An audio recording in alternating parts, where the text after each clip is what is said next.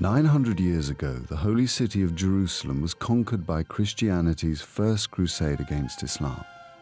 The victorious Crusader knights occupied the Muslim holy sites, including the sacred Dome of the Rock and the nearby Al-Aqsa Mosque.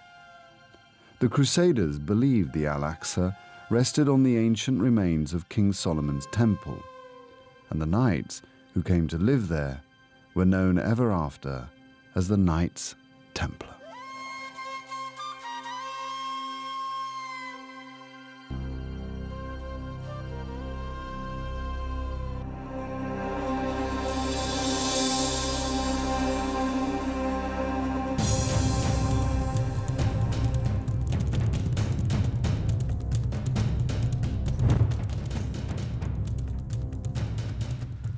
At the height of their power, the Knights of the Temple of Solomon were the elite military spearhead of the medieval Catholic Church. The Knights were unique, both warrior and monk, utterly dedicated to killing and dying for their God. The Templars were the epitome of Christianity's crusade against Islam. The Knights Templar were not just frontline soldiers, they also constructed a remarkable supply and support network that enveloped every nation in Europe. The Templar network acquired vast business interests in farming, shipping, and banking, which eventually turned the order into the most powerful financial institution in Europe. In fact, the Order of the Temple of Solomon was the world's first multinational corporation. Just 200 years after its foundation, the Order's leaders were burned alive and its vast wealth seized. Were the Templars heretical devil worshippers or innocent victims of a greedy king? Their sudden destruction was so shocking to the people of Europe that, for centuries to come, legends would grow up around the remnants of the doomed order. Buried treasure, secret societies, the Turin Shroud, and even the Holy Grail would find their way into the folklore of the Knights Templar. Could any of these fantastic rumors possibly be true? And if so, who has kept their amazing secrets for the last 700 years?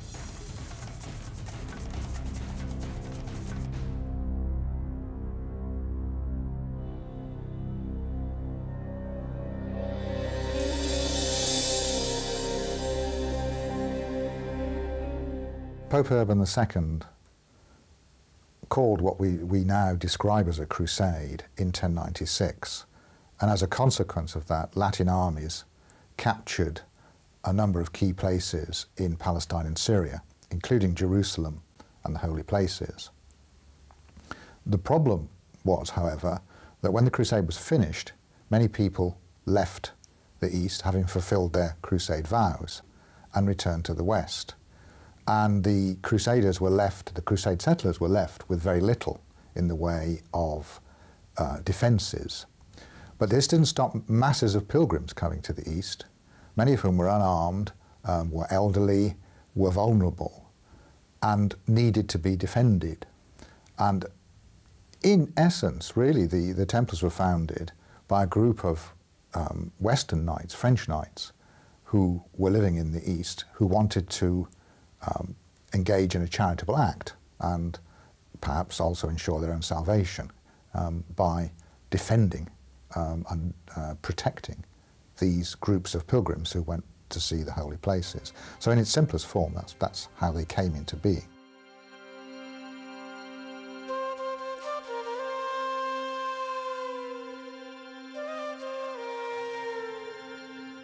The first Templars who dedicated their lives to God by protecting pilgrims in the Holy Land had to give up all their worldly possessions. They were proud of their poverty, and one of their seals shows two knights sharing a horse. The poor knights needed nothing to do God's work but a horse and a sword. It took 10 years of dedicated perseverance before the Pope officially recognized the Templars. In the year 1129, at the Council of Troyes, in France, the Knights Templar became a monastic order of the Catholic Church, the Order of the Temple of Solomon. The Templars had become monks and joined their brothers, the Knights Hospitaller, protecting pilgrims as servants of God.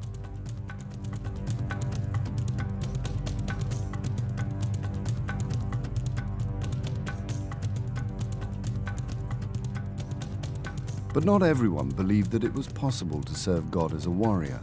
In fact, some leading clerics believed the very idea to be an abomination. How could violence and the taking of human life be in any way reconciled with the teachings of Jesus Christ, who valued patience and understanding?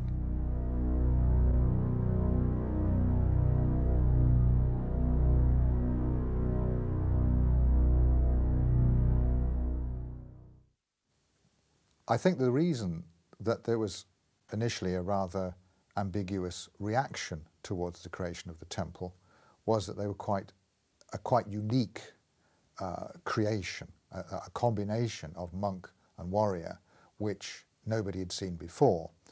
And many men in the 12th century were uneasy in the face of innovation, despite the fact that in many ways it was a very innovatory century in a wide range of intellectual and cultural fields. So they needed time to get used to it before they could perhaps fully recognize its value.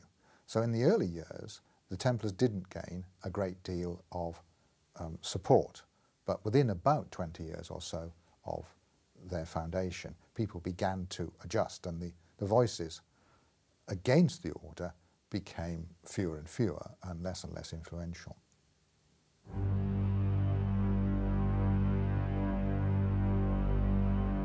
One of the most influential supporters of the Templars was the greatest church leader of the age, the Cistercian abbot Bernard of Clairvaux. Bernard saw the Knights Templar as more than warriors fighting the flesh and blood of Muslims. Bernard believed the Knights were fighting evil and were therefore purifying the Holy Land. In the eyes of the Church, the Knights Templar were not committing homicide, but malicide, not killing man, but evil itself.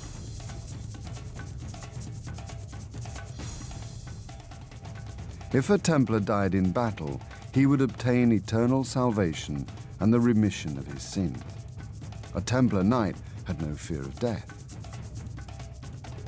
There could be no higher motivation for a man to enter battle, and this, together with their strict discipline, would soon make the Knights Templar the most deadly fighting unit in the Crusader armies.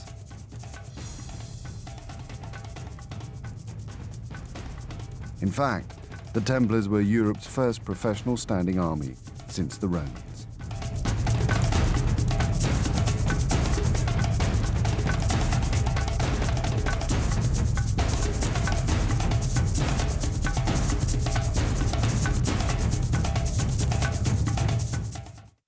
It's important to notice that the Templar military function is central to the Crusader armies.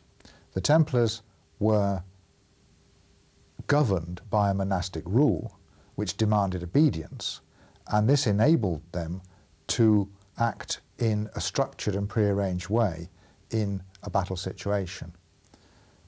Here, in many ways, you have the origins of military discipline, and this made the Templars more valuable to the Crusader armies than perhaps their numbers might suggest.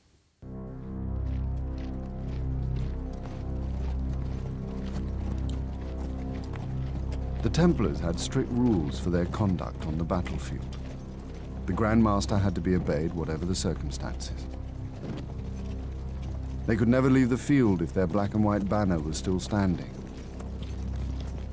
Knights were not allowed to retreat unless outnumbered by at least 3 to 1. The order was forbidden to pay ransom, so there was no reason for a Muslim to take them alive. A knight of the Temple of Solomon would fight to the death.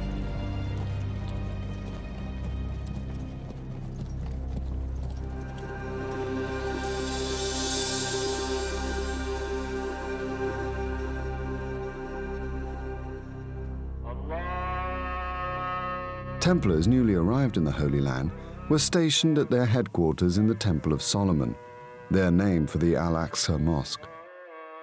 The Templar compound included the mosque, the entire southern end of the platform on which it rested, and even below the platform's surface.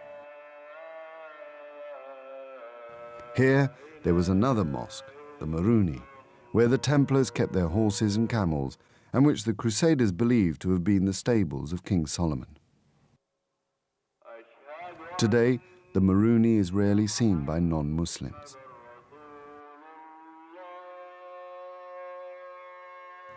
Although the Templars lived and worked in the sacred Islamic buildings, it was the Christian sites that they were there to protect. The most important Christian site of all was the Church of the Holy Sepulchre, built on Calvary, the rock on which Jesus Christ had been crucified.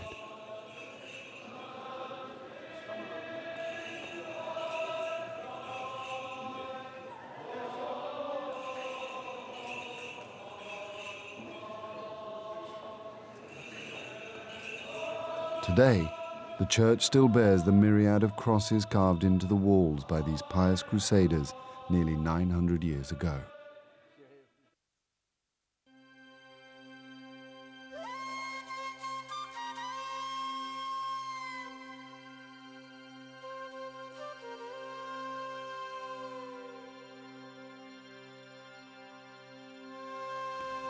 Beyond the relative safety of Jerusalem were the numerous biblical holy sites that required pilgrims to journey along lonely roads and through dangerous and inhospitable country.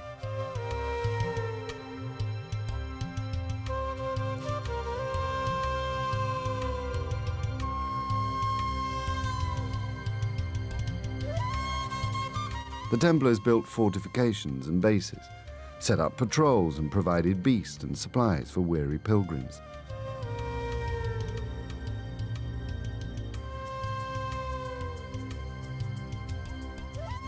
It was not long before the discipline and skill of the Templar Knights demonstrated to all that they were capable of far more than just protecting pilgrims.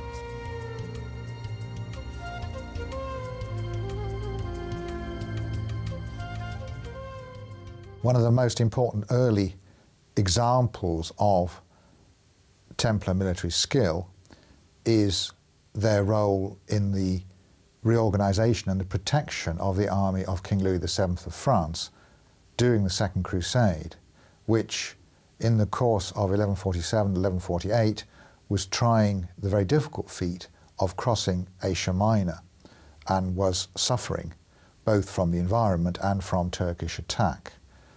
The Templars were entrusted with reorganising the army and with defending it, and that enabled what was left of that army to cross Asia Minor without too many further mishaps. And that did greatly enhance the Templars' reputation.